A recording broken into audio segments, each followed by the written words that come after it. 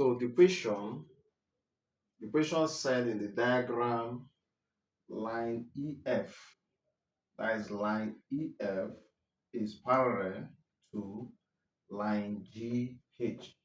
Of course, with this sign, it means that these two lines are parallel. And it said if angle AEF, this angle is 3s degree, and angle ABC, 120 degree, and angle angle CHG,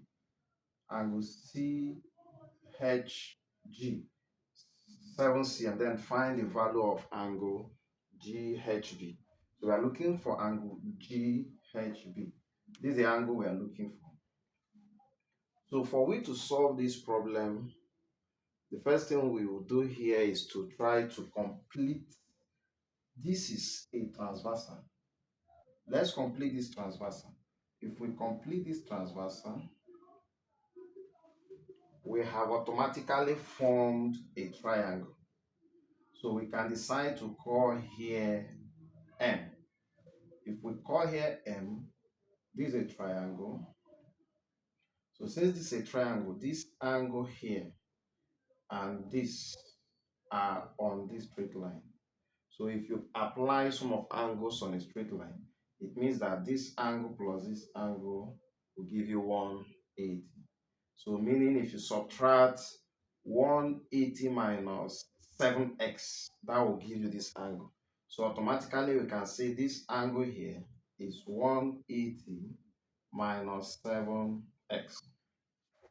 So having established that, we'll go further. If you also watch this angle here, this one and this are also on a straight line. So that means this very angle here plus 120 will give you 180 angle, sum of angle on a straight line. So that means 180 minus 120 will give us this. So this angle becomes 60 degrees. Then again, this angle here has a relationship with this, because ordinarily when you have a transversal, when you have two parallel lines and you have a transversal, a line cutting across two parallel lines, the angle here and this one here, these two angles are corresponding angles, and corresponding angles are equal. So if we apply that here, if here is 3x degree, the angle here will also be 3x degree. So we write 3x degree. Now considering this triangle, we have three angles. Of course, sum of angles of a triangle automatically will give us 180 degree. So we can say 60 degree plus 3x degree plus 180 minus 7x degree, then equal to 180 degree. If we do that, we are going to have 60 degree plus 3x degree,